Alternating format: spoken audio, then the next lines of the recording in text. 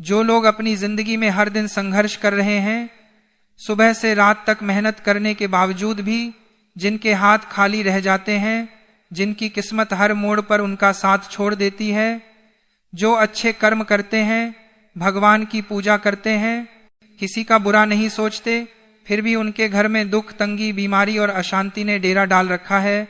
आखिर ऐसा क्यों होता है? क्या सच में भाग्य इतना रूठ सकता है कि इंसान की मेहनत भी हार मान जाए? और अगर आपकी जिंदगी में भी एक के बाद एक परेशानियां पीछा नहीं छोड़ रही हैं, तो आज जो बात मैं आपको बताने जा रहा हूं उसे ध्यान से सुनिए, क्योंकि यह केवल एक साधारण जानकारी नहीं बल्कि वह दिव्य रहस्य है जो आपकी बंद किस्मत के दरवाजे खोल सकता है। भक्तों, 13 मई 2026 बुधवार का दिन अपने साथ एक ऐसा दुर्लभ संयोग लेकर आ रहा है जिसे शास्त्रों में अत्यंत पुण्यदायी माना गया है। यह दिन है अपरा एकादशी का। मान्यता है कि इस दिन भगवान विष्णु की कृपा पृथ्वी पर विशेष रूप से बरसती है और जो व्यक्ति श्रद्धा से व्रत, पूजा और गौ सेवा करता है उसके जीवन के बड़े से बड़े संकट भी दूर होने लगते हैं। कहते हैं कि अपरा एकादशी का पुण्य इतना विशाल होता है कि यह मनुष्य के जीवन में रुकी हुई तरक्की को गति दे सकता है, दुर्भाग्य को सौभाग्य में बदल सकता है और पापों के भारी बोझ को भी हल्का कर सकता है। लेकिन दोस्तों, इस एकादशी की महिमा को समझने के लिए इसकी कथा को जानना बहुत जरूरी है, क्योंकि हर एकादशी के पीछे केवल व्रत नहीं बल्कि एक गहरा आध्यात्मिक रहस्य छिपा होता है। और अपरा एकादशी की कथा तो ऐसी है जिसे सुनने मात्र से मनुष्य के भीतर भक्ति जाग उठती है। प्राचीन समय की बात है। महिष्मती नगरी में महीध्वज नाम के एक धर्मप्रिय और न्यायप्रिय राजा राज्य करते थे। उनकी प्रजा उन्हें पिता समान मानती थी। राजा भगवान विष्णु के परम भक्त थे। हर दिन पूजा पाठ, दान, पुण्य और धर्म के कार्यों में लगे रहते थे। उनके राज्य में सुख, शांति और समृद्धि थी। लेकिन राजा का छोटा भाई वज्रध्वज स्वभाव से बिल्कुल विपरीत था। उसके मन में ईर्ष्या और लालच भरा हुआ था। वह अपने बड़े भाई की लोकप्रियता और सम्मान को देखकर अंदर ही अंदर जलता रहता था। धीरे धीरे उसके मन का जहर इतना बढ़ गया कि उसने अपने ही भाई को रास्ते से हटाने का निश्चय कर लिया। एक रात जब पूरा राजमहल गहरी नींद में सोया हुआ था, तब वज्रध्वज ने छल से राजा महीध्वज की हत्या कर दी। इतना ही नहीं, उसने उनके शरीर को जंगल में ले जाकर एक पीपल के वृक्ष के नीचे दबा दिया ताकि किसी को इस पाप का पता न चल सके। लेकिन दोस्तों, धर्मात्मा व्यक्ति की आत्मा अन्याय सहकर शांत नहीं रहती। राजा महीध्वज की आत्मा प्रेत योनि में भटकने लगी। वह जंगल में चीखती, रोती और कष्ट सहती रहती। उस जंगल से गुजरने वाले लोग भयभीत हो जाते। वहां एक अजीब सी नकारात्मक शक्ति का एहसास होने लगा। धीरे धीरे लोग उस स्थान पर जाना ही बंद करने लगे। एक दिन उसी जंगल से धौम्यशिष नाम के महान तपस्वी गुजरे। उन्होंने अपने तपबल से तुरंत समझ लिया कि वहां कोई पीड़ित आत्मा भटक रही है। शिष ने ध्यान लगाया और पूरी घटना को जान लिया। उन्होंने उस आत्मा को अपने सामने प्रकट होने का आदेश दिया। जैसे ही हशिवर का तेज फैला, राजा महीध्वज की आत्मा उनके सामने प्रकट हो गई। वह अत्यंत दुखी थी। उसने हाथ जोड़कर कहा, हे शिवर, मैंने जीवन भर धर्म का पालन किया, भगवान विष्णु की भक्ति की, प्रजा की सेवा की, फिर भी मुझे यह भयानक कष्ट क्यों मिल रहा है? कृपा करके मुझे इस पीड़ा से मुक्ति दिलाइए। धौम्यशी को उस धर्मात्मा राजा पर दया आ गई। उन्होंने ध्यान करके उपाय खोजा और बोले, राजन, वैशाख मास के कृष्ण पक्ष में आने वाली अपरा एकादशी अत्यंत प्रभावशाली मानी जाती है। इस दिन किया गया व्रत और भगवान विष्णु की पूजा मनुष्य को बड़े से बड़े पाप और कष्ट से मुक्त करने की शक्ति रखती है। मैं उस पावन दिन विधि पूर्वक अपरा एकादशी का व्रत करूंगा और उसका समस्त पुण्य तुम्हें अर्पित करूंगा। समय बीतता गया और आखिर वह पावन दिन आ ही गया। धौम्यशी ने प्रातःकाल स्नान किया, पीले वस्त्र धारण किए और भगवान विष्णु की पूरे विधि विधान से पूजा की। पूरे दिन निराहार रहकर नमो भगवते वासुदेवाय मंत्र का जाप करते रहे।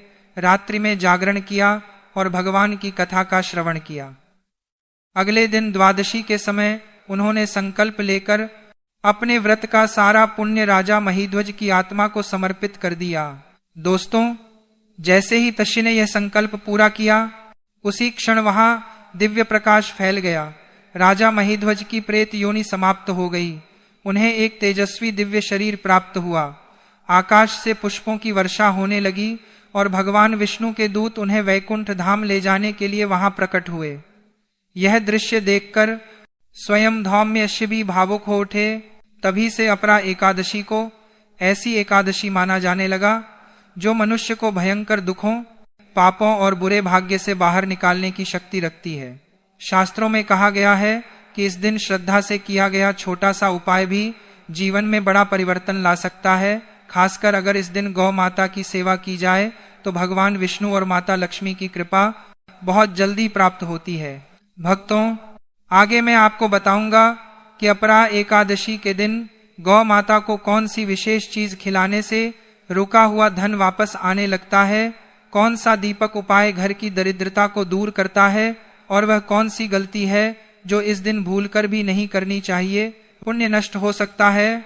तो जरा सोचिए भक्तों, जब केवल अपरा एकादशी के प्रभाव से एक भटकती हुई आत्मा को भी मुक्ति मिल सकती है, जब भगवान विष्णु अनजाने में किए गए व्रत से भी प्रसन्न होकर पिशाच योनि तक समाप्त कर सकते हैं, तो अगर आप पूरे श्रद्धा, विश्वास और विधि विधान के साथ 13 मई 2026 बुधवार को पड़ने वाली अपरा एकादशी का व्रत करेंगे, गौ माता की सेवा करेंगे और सच्चे मन से भगवान विष्णु का स्मरण करेंगे, तो आपके जीवन के दुख क्यों नहीं दूर होंगे? आखिर आपकी बंद किस्मत क्यों नहीं जागेगी? भक्तों, यह दिन साधारण नहीं है। यह वह पावन अवसर है जब मनुष्य अपने दुर्भाग्य को पीछे छोड़कर नए जीवन की शुरुआत कर सकता है। यह कथा हमें बताती है कि अपरा एकादशी की ऊर्जा कितनी दिव्य और सकारात्मक होती है। यही कारण है कि पुराने समय में बड़े बड़े राजा, महाराजा, छिमुनि और धनी व्यापारी तक इस दिन विशेष रूप से गौ सेवा किया करते थे, क्योंकि उन्हें पता था कि भगवान तक पहुंचने का सबसे सरल मार्ग सेवा और करुणा है। और जब बात गौ माता की आती है तो शास्त्रों में उन्हें केवल एक पशु नहीं बल्कि संपूर्ण ही सृष्टि की माता कहा गया है। गौ माता के शरीर में 33 कोटि देवी देवताओं का निवास माना गया है। उनके चरणों में धर्म, उनकी आंखों में दया, उनकी सांसों में सकारात्मक ऊर्जा और उनके आशीर्वाद में पूरे परिवार का कल्याण छिपा होता है। कहा जाता है कि जो व्यक्ति सच्चे मन से गौ माता की सेवा करता है, उसके जीवन से दरिद्रता धीरे धीरे समाप्त होने लगती है, घर में बरकत आने लगती है, रुके हुए काम बनने लगते हैं और मन को एक अलग प्रकार की शांति प्राप्त होती है। लेकिन दोस्तों, वैशाख मास की अपरा एकादशी पर गौ सेवा का महत्व कई गुना बढ़ जाता है, क्योंकि वैशाख का महीना तपती धूप और भीषण गर्मी का महीना माना जाता है। इस समय इंसान तो अपने लिए ठंडी जगह ढूंढ लेता है, लेकिन बेजुबान पशु धूप में भटकते रहते हैं। ऐसे समय अगर कोई व्यक्ति प्रेम और श्रद्धा से गौ माता को जल, भोजन या हरा चारा अर्पित करता है तो उसका पुण्य कई जन्मों तक उसका साथ देता है। अब बात करते हैं उस मुख्य उपाय की, जिसे अगर अपरा एकादशी के दिन सही विधि से कर लिया जाए तो मान्यता है कि मनुष्य का सोया हुआ भाग्य भी जाग सकता है।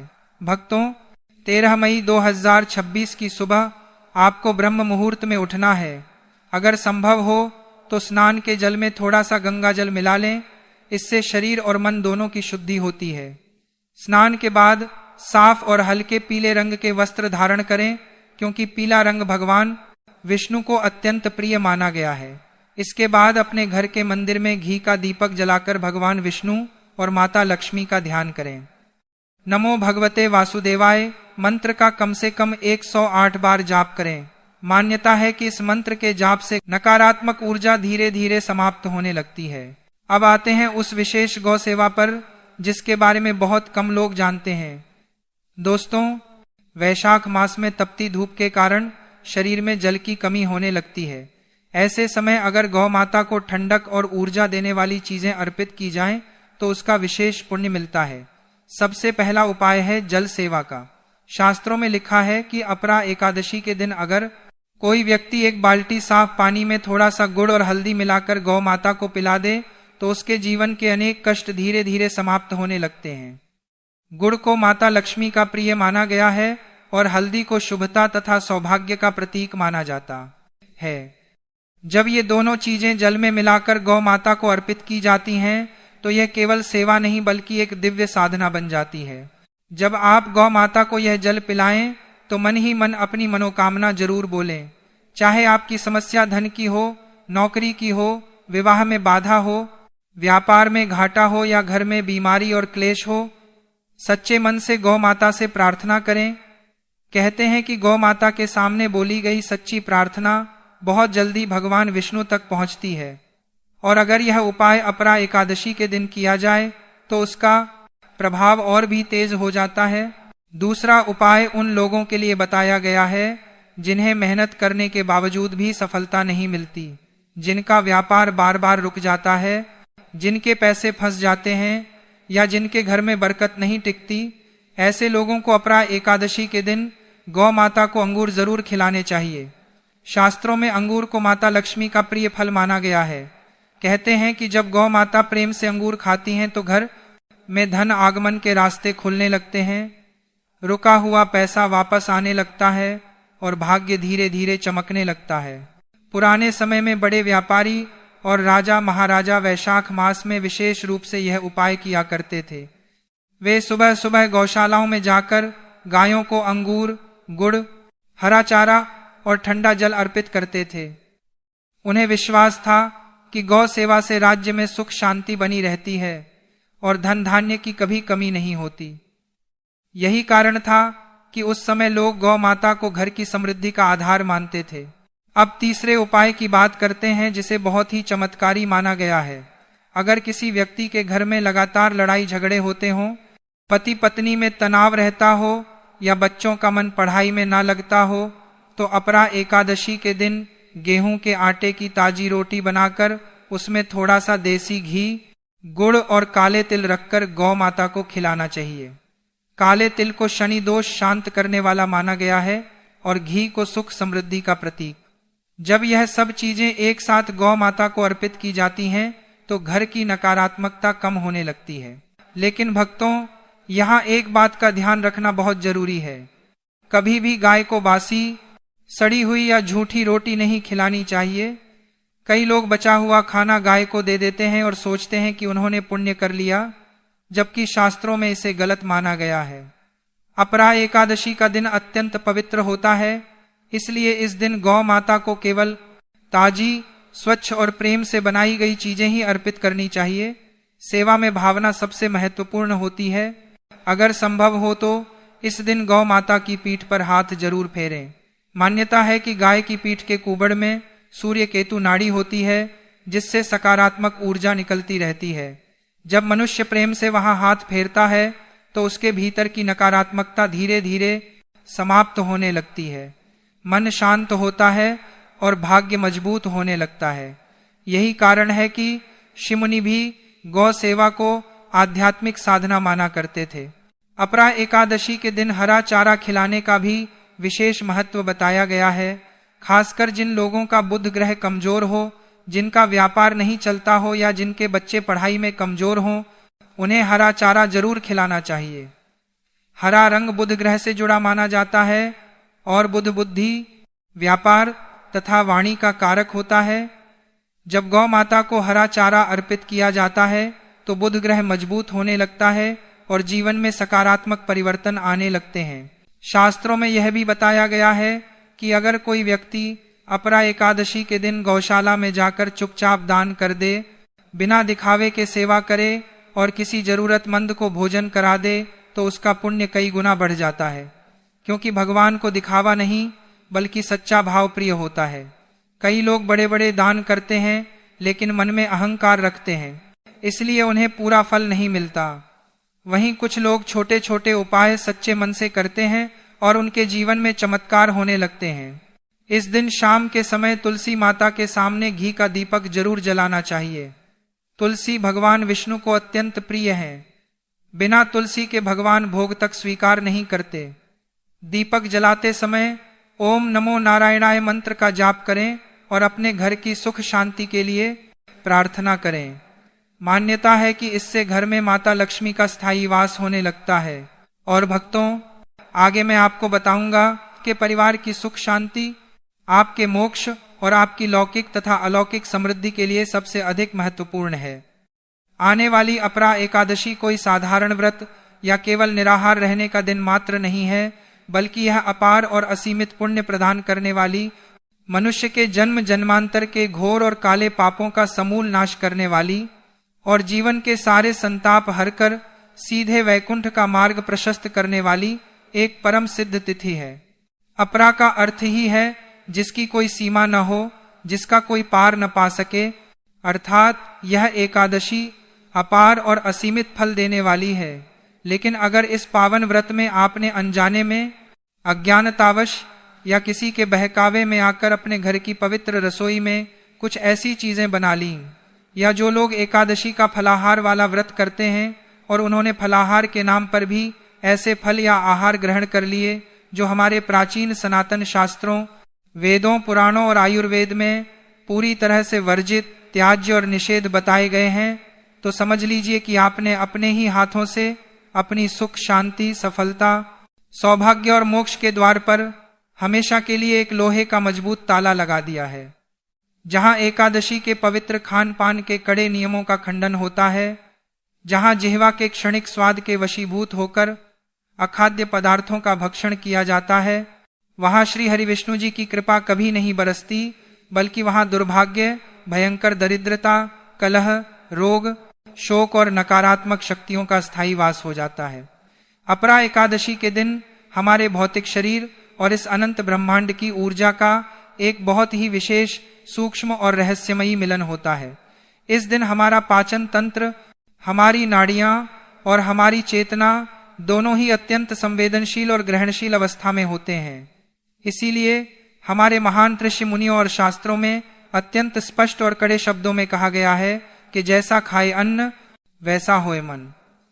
अगर आपने इस पावन दिन पर वर्जित चीजें खा ली तो आपके भीतर तामसिक और असुरों जैसी प्रवृत्तियां तत्काल जाग उठेंगी, मन अत्यंत चंचल और विक्षुब्ध हो जाएगा, ईश्वर के श्री चरणों में ध्यान बिल्कुल नहीं लगेगा और आपका पावन व्रत खंडित होकर एक भयंकर महापाप में बदल जाएगा। जो लोग एकादशी का व्रत रखकर केवल फलाहार करते हैं, उन्हें अक्सर यह अज्ञानतापूर्ण लगता है कि फल खाने से कोई दोष नहीं लगता, परंतु यह उनकी सबसे बड़ी भूल और माया का एक बहुत बड़ा जाल है। एकादशी के दिन ऐसे किसी भी फल का सेवन भूलकर भी नहीं करना चाहिए जिसमें बहुत अधिक बीज हो, जो पचने में भारी हो, जो शरीर में आलस्य पैदा करे, या जिनमें तामसिक और राजसिक गुण अत्यधिक मात्रा में पाए जाते हों। अमरूद, पपीता, अनार, तरबूज और खरबूजा जैसे फलों का सेवन एकादशी के व्रत में पूर्ण रूप से वर्जित, त्याज्य और निषेध माना गया है। इसके पीछे का रहस्य अत्यंत वैज्ञानिक, तार्किक और आध्यात्मिक है।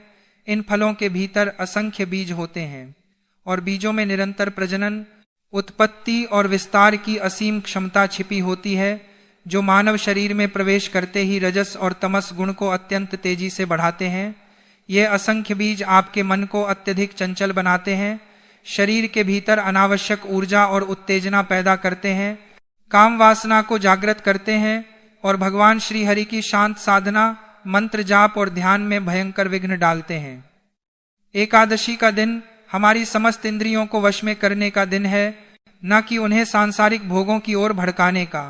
इसके विपरीत एकादशी के दौरान सबसे उत्तम, पवित्र, ईश्वरीय और सात्विक आहार वही माना गया है जो पचने में अत्यंत हल्का हो, जिसमें बीजों की अधिकता ना हो और जो सीधा सत्व गुण को बढ़ाए। जैसे केला, जो कि भगवान विष्णु को अत्यंत प्रिय है और जिसे साक्षात बृहस्पति का स्वरूप माना जाता है, सेब, नाशपाती, जल में उत्पन्न होने वाला पवित्र सिंघाड़ा, मखाना, साबूदाना और शुद्ध देसी गाय का दूध या दूध से बनी सात्विक चीजें। ये सात्विक आहार सीधे तौर पर आपके भीतर सत्व गुण का संचार करते हैं, मन को परम शांति और शीतलता प्रदान करते हैं, शरीर को बिना किसी भारीपन के ऊर्जा देते हैं और आत्मा को परमात्मा से जोड़ने का मार्ग प्रशस्त करते हैं। दूध को तो पृथ्वी का साक्षात अमृत कहा गया है, लेकिन शर्त यह है कि वह शुद्ध हो और उसे अत्यंत सात्विक भाव से ग्रहण किया जाए। जब आप ऐसा शुद्ध और सात्विक फलाहार करते हैं, तो आपकी चेतना स्वतः ही ऊर्ध्वगामी होती है और आप स्वयं को ईश्वर के अत्यंत निकट महसूस करते हैं। फलों के साथ साथ कुछ विशेष प्रकार की सब्जियों का पूर्ण रूप से त्याग भी इस दिन करना अत्यंत आवश्यक है, वरना व्रत रखने का कोई भी पुण्य फल प्राप्त नहीं होता और मनुष्य जाने अनजाने में पाप का भागी बन जाता है। शास्त्रों, पुराणों और धर्म सिंधु जैसे प्रामाणिक ग्रंथों में अत्यंत स्पष्ट और कठोर उल्लेख है कि एकादशी के दिन पालक, मेथी, बथुआ, चौलाई, सरसों का साग या पत्ता गोभी जैसी कोई भी पत्तेदार सब्जी खाना पूर्ण रूप से महापाप है। इसका बहुत ही गहरा आध्यात्मिक, कर्मकांडीय और वैज्ञानिक कारण है जिसे हर सच्चे भक्त को बहुत ही सूक्ष्मता से समझना चाहिए। पत्तेदार सब्जियों की प्राकृतिक संरचना ही ऐसी होती है कि उनके पत्तों के बीच अत्यंत सूक्ष्म जीव, बैक्टीरिया और छोटे छोटे कीड़े मकोड़े अपना घर बना लेते हैं, जिन्हें हम अपनी नंगी आंखों से बिल्कुल भी नहीं देख सकते। चाहे आप इन सब्जियों को उबलते पानी से कितनी भी बार धो लें या कितनी भी बार साफ कर लें, वे सूक्ष्म जीव उनमें किसी न किसी रूप में चिपके ही रहते हैं। एकादशी का पावन दिन परम अहिंसा, दया, क्षमा और सभी जीवों के प्रति करुणा का दिन होता है। यदि आप अपनी जिह्वा के स्वाद को संतुष्ट करने के लिए इन पत्तेदार सब्जियों को अपनी रसोई में काटते हैं, अग्नि पर पकाते हैं या खाते हैं, तो उन अनगिनत सूक्ष्म और निरीह जीवों की निर्मम हत्या का घोर जीव हत्या महापाप सीधे आपके और आपके पूरे परिवार के सिर पर लगता है। इस एक छोटी सी भूल से आपकी जीवन भर की सारी तपस्या, दान, पुण्य और साधना उसी क्षण अग्नि में भस्म हो जाती है और माता लक्ष्मी रुष्ट होकर आपके घर से हमेशा के लिए प्रस्थान कर जाती हैं। इसके अलावा जमीन के नीचे घोर अंधकार में उगने वाली तामसिक और जड़ वाली सब्जियां जैसे मूली, प्याज, लहसुन, गाजर, शलजम और चुकंदर का सेवन भी इस पावन दिन पर पूर्ण रूप से वर्जित और निंदनीय माना गया है।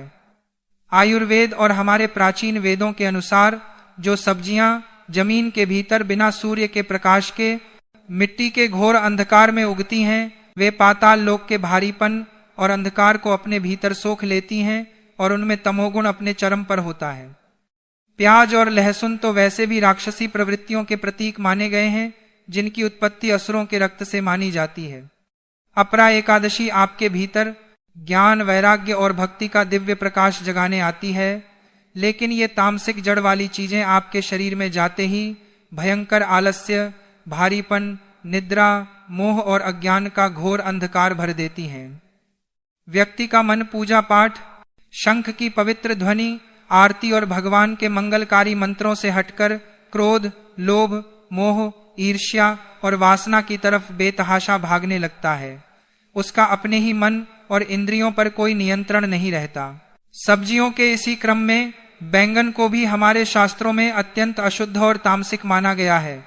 आयुर्वेद में बैंगन को वात रोग बढ़ाने वाला, रक्त को दूषित करने वाला और शरीर में मानसिक उत्तेजना पैदा करने वाला बताया गया है। एकादशी के दिन मन को पूरी तरह शांत रखना होता है, लेकिन बैंगन का सेवन मन में भ्रांति और अकारण क्रोध उत्पन्न करता है। वहीं मशरूम का तो नाम लेना भी एकादशी के दिन घोर पाप के समान है।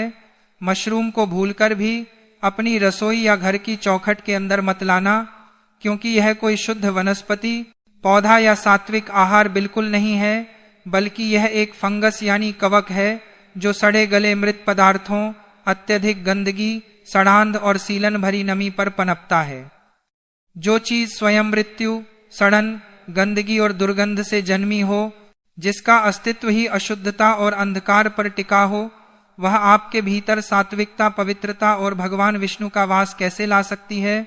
अतः एकादशी के दिन मशरूम खाने वाला व्यक्ति सीधे घोर नरक का भागी बनता है और उसकी बुद्धि पूरी तरह से भ्रष्ट हो जाती है। इसके साथ ही घर की रसोई में मसूर की दाल भी बिल्कुल नहीं बननी चाहिए, क्योंकि लाल रंग की मसूर दाल को रक्त का प्रतीक और अत्यंत उग्र तथा तामसिक माना गया है। मान्यताओं के अनुसार मसूर की दाल के सेवन से मन में उग्रता आती है, क्रोध बढ़ता है और यह घर की सारी सकारात्मक ऊर्जा को पूरी तरह सोख कर नष्ट कर देती है। एकादशी के दिन यदि घर में मसूर की दाल पकाई जाती है तो वहां भगवान विष्णु और माता लक्ष्मी का वास कभी नहीं हो सकता। अन्न और मसालों के कड़े नियमों की बात करें तो इस चराचर जगत का सबसे भयंकर पाप जो कोई भी मनुष्य कर सकता है वह है एकादशी के दिन चावल यानी धान का सेवन करना। विष्णु पुराण, स्कंद पुराण और अन्य कई पवित्र पुराणों में अत्यंत कड़े और स्पष्ट शब्दों में चेतावनी दी गई है कि एकादशी के दिन चावल का एक दाना भी खाना साक्षात किसी का मांस खाने और कीड़े मकोड़े खाने के समान घोर महापाप है। पौराणिक कथाओं में एक बहुत ही मार्मिक और गूढ़ वर्णन आता है कि प्राचीन काल में जब महर्षि मेधा ने माता भगवती के क्रोध से बचने के लिए अपने प्राणों का बलिदान दिया था, तब उनके शरीर के अंश धरती माता के भीतर समा गए थे और उसी पवित्र स्थान से मुनि के उन्हीं मांस और रक्त के अंशों से धरती पर चावल और जौ की उत्पत्ति हुई थी। इसीलिए एकादशी के पावन दिन चावल पकाना या खाना एक पवित्र महर्षि के मांस खाने और उनके रक्त का पान करने के समान माना गया है। यह निषेध केवल उबले हुए सफेद चावल के दाने तक ही सीमित नहीं है, बल्कि चावल का आटा, चावल का पानी या मांड, पोहा, मुरमुरा, इडली, डोसा या ऐसी कोई भी चीज जिसमें चावल का एक सूक्ष्मतम अंश भी मिला हो, वह इस दिन हलाहल जहर के समान है। जो व्यक्ति इस दिन अज्ञानता, लापरवाही या लालच के वशीभूत होकर चावल पकाता है या खाता है, वह अगले जन्म में रेंगने वाले जीव सांप, बिच्छू या कीड़े मकोड़े की योनि में जन्म लेता है और जन्म जन्मांतर तक नरक की कठोर यातनाएं भोगता है। नमक को लेकर भी आज के समाज में लोगों में बहुत सी भ्रांतियां और अज्ञानता फैली हुई है। व्रत में अक्सर लोग सेंधा नमक खाते हैं, लेकिन जो लोग उत्तम, सर्वोच्च और निष्काम कोटि का व्रत रखना चाहते हैं उन्हें अपरा एकादशी के दिन किसी भी प्रकार के नमक का पूरी तरह से त्याग करना चाहिए और पूर्ण रूप से मीठा या फलाहारी व्रत रखना चाहिए।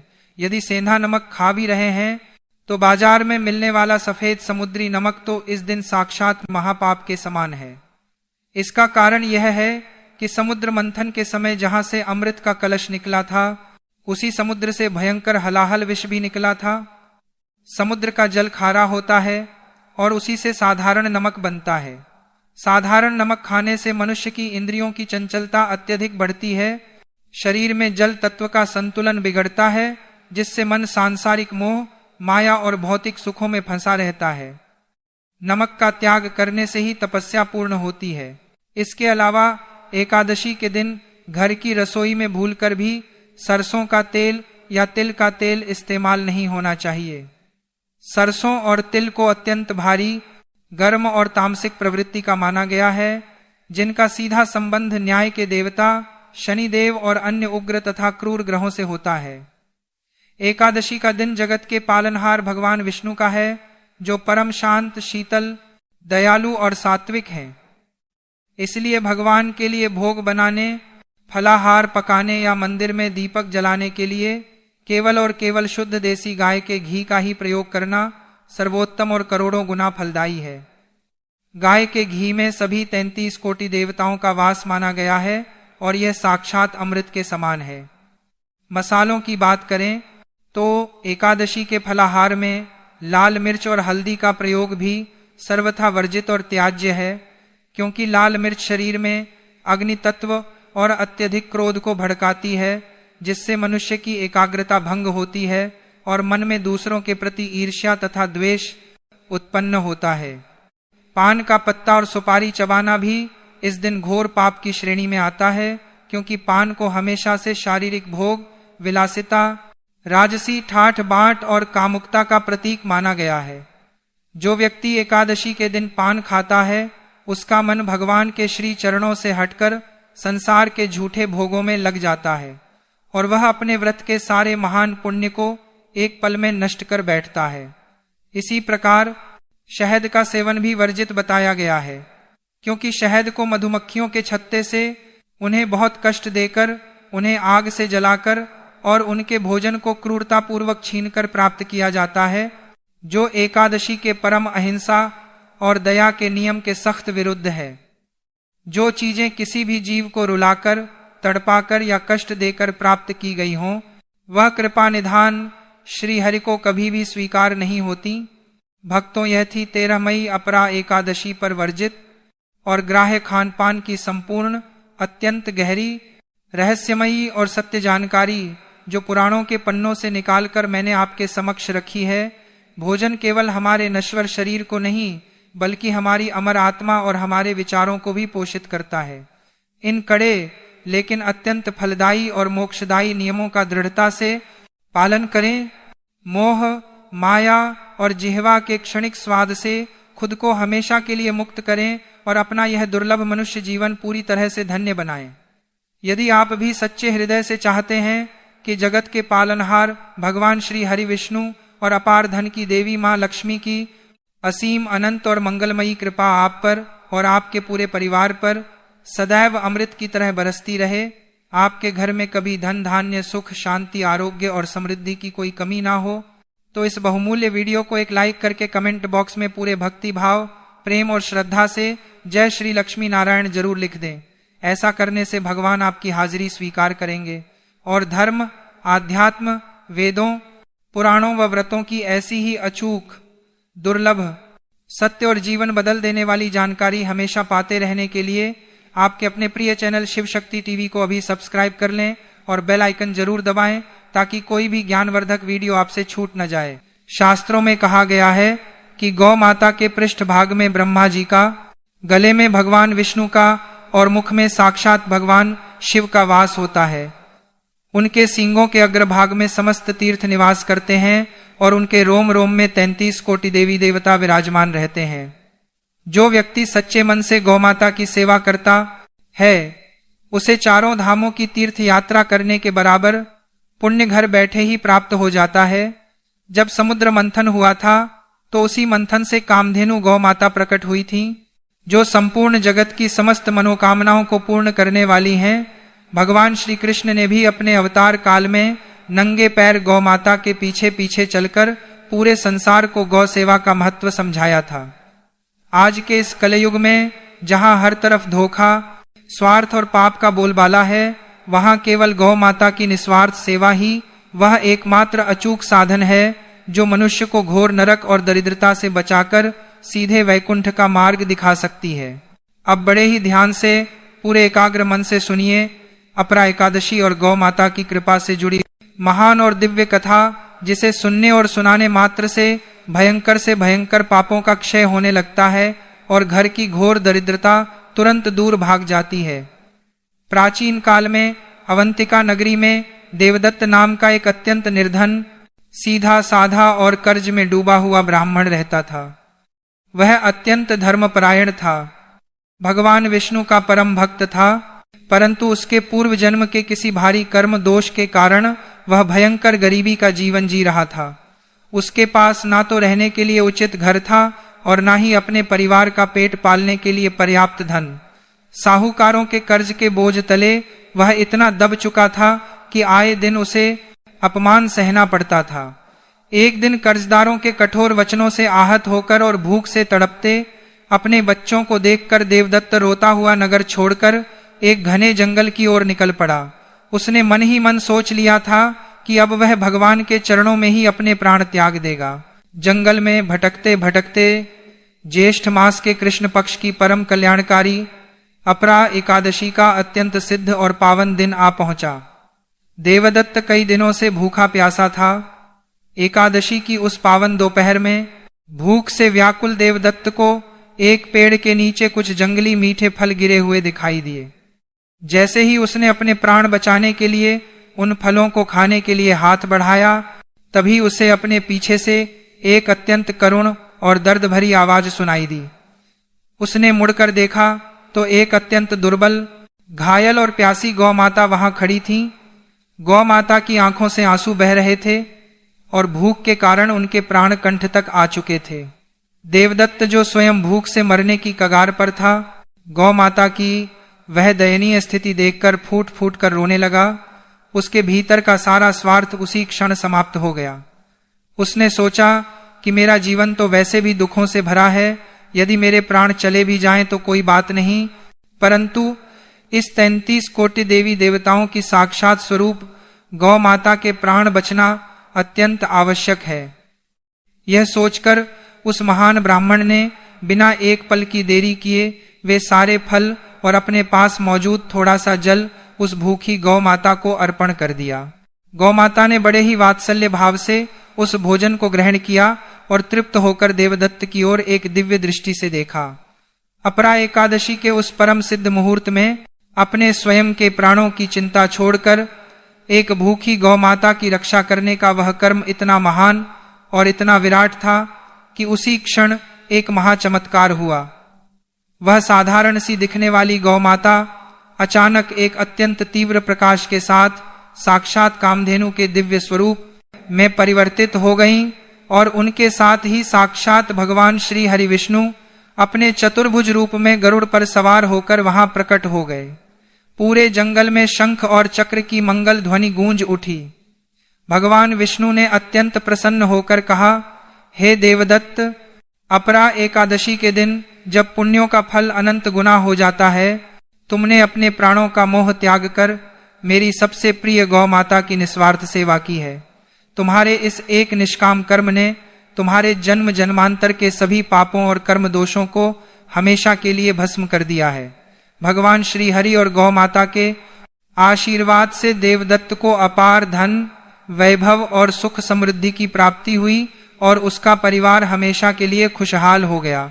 भक्तों, शिव शक्ति टीवी के माध्यम से सुनी गई इस परम पवित्र कथा से यह पूर्णतः सिद्ध होता है कि अपरा एकादशी बड़े से बड़े दुर्भाग्य को सौभाग्य में बदलने वाला एक अत्यंत दिव्य और चमत्कारी दिन है।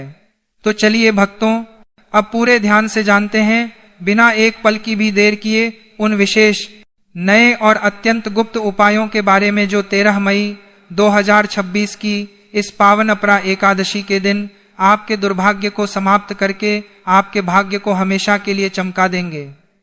इस दिन आपको गौ माता से जुड़े ढेरों उपाय करने हैं।